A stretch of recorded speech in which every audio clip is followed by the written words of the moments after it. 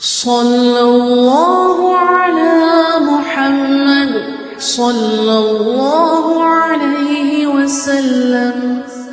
സല്ലല്ലാഹു അലാ മുഹമ്മദ് സല്ലല്ലാഹു അലൈഹി വസല്ലം. നൽകിയ സർവനിർദ്ദേശങ്ങളും പഠിപ്പിച്ച മതമാണല്ലോ പരിശുദ്ധ ദീനുൽ ഇസ്ലാം. ഒരു പോരായ്മ കാണിക്കാനില്ലാത്ത മതം അല്ലെ, എന്തൊരു സുന്ദരമായ മതമാണ്. അല്ലാഹ് ദീനിലായി ജീവിച്ച് ദീനിലായി ആഖിബത്ത് നന്നായി മരിക്കുന്ന മുഅ്മിനീങ്ങളിൽ ഞങ്ങളെയും ഇഷ്ടപ്പെടുന്ന സർവ്വ മുഅ്മിനീകളെയും നീ ഉൾപ്പെടുത്തി അനുഗ്രഹിക്കണേ അല്ലാഹ്. രണ്ടാമത് ഹബീബ് നബി സല്ലല്ലാഹു അലൈഹി വസല്ലം പറയാണ്, രണ്ടാമത്തെ അതേ ശഖാവത്തിന്റെ അടയാളം എന്താണ്? അതേ പരാജയത്തിന്റെ അടയാളം എന്താണ്?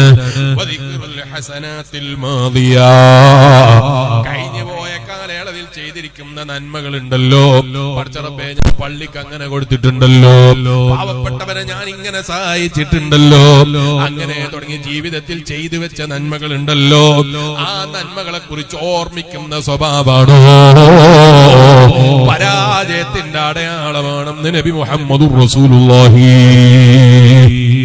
സല്ലല്ലാഹു അലൈഹി വസല്ലം. നമ്മൾ ആർക്ക് ചെയ്തു കൊടുത്ത നന്മയാണെങ്കിലും അതങ്ങ് മറന്നു കളയണം. അത് നമ്മൾ ഒരിക്കലും ഓർമ്മിച്ചു വെക്കരുത്. ഓർമ്മിച്ചു വെക്കുന്ന സ്വഭാവക്കാരാരെ സ്വഭാവമാണ് എന്നറിയോ? അത് ഫിർഔനിന്റെ സ്വഭാവമാണ്. മഹാനായ നബിയുല്ലാഹി കലീമുല്ലാഹി മൂസാ അലാ നബിയിനാ അലൈഹിസ്സലാം അവിടത്തേക്ക് ജീവിക്കാൻ കൊട്ടാരത്തിൽ അവസരം കൊടുത്തു. കൊല്ലുന്ന ആളാണെന്ന് വിചാരിച്ചിട്ടാണോ? അല്ല. ഇസ്ലാം മതത്തെ കൊണ്ടുവന്ന ആളാണെന്ന് വിചാരിച്ചിട്ടാണോ? അല്ല. റബ്ബിന്റെ തീരുമാനം റബ്ബ് നടപ്പാക്കിയതാണ്. നടപ്പാക്കിയപ്പോ ഫിർഔൻ അറിയാതെ അതിൽ കുടുങ്ങിയതാണ്. അറിഞ്ഞിരുന്നെങ്കിൽ അവൻ ആ പണിക്ക് നിൽക്കില്ലായിരുന്നു. കുടുങ്ങിപ്പോയ ഫിർഔൻ അവസാനം ഛർദ്ദിച്ചതിലേക്ക് മടങ്ങുന്നത് പോലെ എന്റെ ഭക്ഷണം കഴിച്ച ആളാണല്ലോ മൂസാ നബി അലൈഹിസ്സലാം എന്ന നിലയ്ക്ക് നന്മ ചെയ്തത് ചിന്തിച്ചു പോയി, അവൻ എടുത്തു പറഞ്ഞു പോയി. കേൾക്കുന്ന ഈമാനുള്ള മോമിനെ ഒരിക്കലും നമ്മൾ ചെയ്ത നന്മകൾ എടുത്തു പറയാൻ പാടില്ല. ഒരിക്കലും അതിങ്ങനെ ആലോചിച്ചിട്ട് ഞാൻ അങ്ങനെ ചെയ്തവനല്ലേ, ഞാൻ ഇങ്ങനെ ചെയ്തു കൊടുത്തവനല്ലേ, എന്നെ പോലെ നാട്ടിൽ ചെയ്തു കൊടുത്തവൻ ആരാണ്, ഇങ്ങനെ ചിന്തിക്കുന്ന സ്വഭാവം മോമിനിന് ഭൂഷണമല്ല, മോമിന് യോജിച്ചതല്ല. ഹബീബ് നബി സല്ലല്ലാഹു അലൈഹി വസല്ലം പറയാണ്,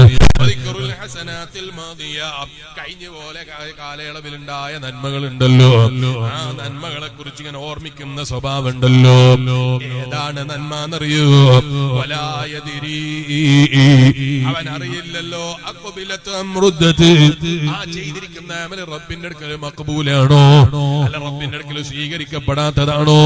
ഇതറിയാത്ത, എന്താണ് സ്വീകരിച്ചിട്ടുണ്ടോ ഇല്ലയോ എന്ന റിസൾട്ട് കിട്ടാത്ത, എന്താണ് ഇതിന്റെ അവസ്ഥ എന്നറിയാത്ത അമലുകളെ കുറിച്ച് ഞാൻ അങ്ങനെ ചെയ്തിട്ടുണ്ടല്ലോ എന്ന് ചിന്തിക്കുന്ന സ്വഭാവം ഉണ്ടല്ലോ, ഞാൻ ഇങ്ങനെ ചെയ്തിട്ടുണ്ടല്ലോ എന്ന് ചിന്തിച്ച് സമാധാനം കൊള്ളുന്ന സ്വഭാവം ഉണ്ടല്ലോ.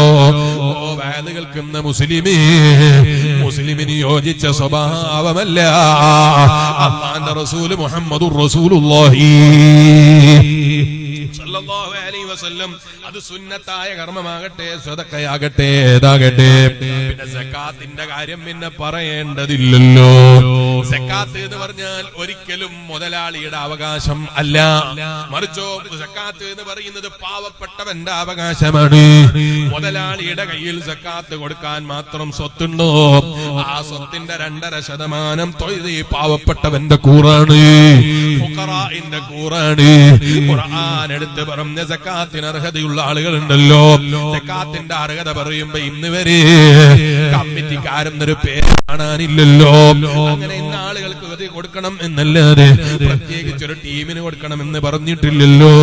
ഭരണം നടത്തുന്ന ഭരണാധികാരികൾക്കുള്ള അവകാശത്തെ കൊണ്ടുവന്നിട്ട് ഇന്ത്യ രാജ്യത്ത് നടപ്പാക്കാമെന്ന് ചിന്തിക്കുന്ന പുത്തൻവാദിയുടെ വാക്ക് കേട്ടിട്ട് സക്കാത്ത് കൊടുക്കാൻ നിന്ന് സക്കാത്ത് ബാത്തിലാകുമെന്ന കാര്യത്തിൽ സംശയിക്കേണ്ടതില്ല. എന്റെ വിഷയം അതല്ല. സമയമല്ലാത്തത് കൊണ്ട് ഞാനിപ്പോൾ അതിലേക്ക് വിശദമായി കിടക്കുന്നില്ല. സക്കാത്ത് എന്ന് പറഞ്ഞാൽ അത് കൊടുത്ത് വീട്ടേണ്ടതാണ്, അത് കൊല്ലത്തിൽ കൊടുക്കേണ്ടതാണ്. മുതലാളിയുടെ ചാൻസ് നോക്കിയിട്ട് കൊടുക്കേണ്ടതല്ല, മുതലാളിയുടെ അവസരം നോക്കിയിട്ട് കൊടുക്കേണ്ടതല്ല, മുതലാളിക്ക് തോന്നുമ്പോൾ കണക്ക് കൂട്ടേണ്ടതല്ല, വർഷത്തിൽ കൂട്ടിയിട്ട് കൊടുക്കേണ്ടതിനാ സക്കാത്ത് എന്ന് പറയുന്നത്. അത് കൊടുക്കാതെയാണ് നീ നിന്റെ ബിസിനസ് നിലനിർത്തിക്കൊണ്ടു പോകുന്നതെങ്കിൽ 2.5% നിന്റെ ബിസിനസ്സിൽ ആ പാവപ്പെട്ടവൻ കൂറായി പോയി. ഏത് പാവപ്പെട്ടവൻ? സക്കാത്തിന് അർഹതയുള്ള ആളുകളുണ്ടല്ലോ, അവരറിയാതെ നിന്റെ സ്വത്തിൽ കൂറുകൂടുകയാണ്. ഈമാനുള്ള വിശ്വാസിയാണോ? വർഷം തികയുമ്പോൾ സക്കാത്തിന്റെ കണക്ക് കൂട്ടിയിട്ട് സക്കാത്ത് കൊടുക്കണം. അത് പിടിച്ചു വെക്കാൻ നിർവാഹമില്ല. വർഷത്തിൽ കൃത്യമായി കൊടുക്കേണ്ടതാണ് സക്കാത്ത് എന്ന് പറയുന്നത്. അല്ലാതെ പിടിച്ചു വെക്കേണ്ടതല്ല, വാങ്ങിയിട്ട് ബാങ്കിൽ സൂക്ഷിക്കേണ്ടതല്ല, ബാങ്കിൽ സൂക്ഷിച്ച് പലിശ വാങ്ങേണ്ടതല്ല സക്കാത്ത് എന്ന് പറയുന്നത്. മറിച്ചോ വർഷത്തിൽ പാവങ്ങളുടെ അവകാശമാണ് സക്കാത്ത്. അത് കൃത്യമായി കൊടുത്തില്ലെങ്കിലോ, സമയത്ത് കൊടുത്തില്ലെങ്കിലോ, കൊടുക്കേണ്ടത് പോലെ കൊടുത്തില്ലെങ്കിലോ ഈതാഉ സക്കാത്താകൂല. നിസ്കാരത്തെ നിലനിർത്തുക എന്നാണ് പറഞ്ഞത്. ഈതാഉ സക്കാത്ത് എന്നാ പറഞ്ഞത്. സക്കാത്തിനെ കൊടുത്തു വീട്ടലാണ്. കൊടുത്തിട്ട് വീട്ടിയാലേ അത് വീടുകയുള്ളൂ. അതേ ഏൽപ്പിക്കപ്പെടാൻ അർഹതയുള്ളവരല്ലാത്ത ഏതെങ്കിലും പേര് പറയാൻ കഴിയാത്ത ഒരു വ്യക്തിയിൽ ഒതുങ്ങാത്ത ആളുകൾ ഏൽപ്പിച്ചാൽ ആ സക്കാത്ത് പൂർത്തിയാകൂല. അങ്ങനെ സക്കാത്ത് കൊടുക്കുന്ന മനസ്സ് നമുക്കില്ലാതെ പോയാൽ പാവങ്ങൾ നമ്മളെ കൂതേ ബിസിനസ്സിൽ കൂറുകൂടാനത് കാരണമാണ് എന്നാ ഞാൻ പറഞ്ഞത്. വിശദമായി ഞാനിപ്പോൾ അതിലേക്ക് കടക്കുന്നില്ല, സമയ ചുരുക്കം കൊണ്ട് ഞാൻ അങ്ങ് ചുരുക്കട്ടെ. കേൾക്കുന്ന ഈമാനുള്ള മുഅ്മിനീങ്ങളെ, ഞാൻ അവനിക്ക് എന്റെ സക്കാത്ത് കൊടുത്തിട്ടല്ലേ ഓൻ വീടുണ്ടാക്കിയത് എന്ന ചിന്ത വച്ചൂല എന്നാ ഞാൻ പറഞ്ഞത്.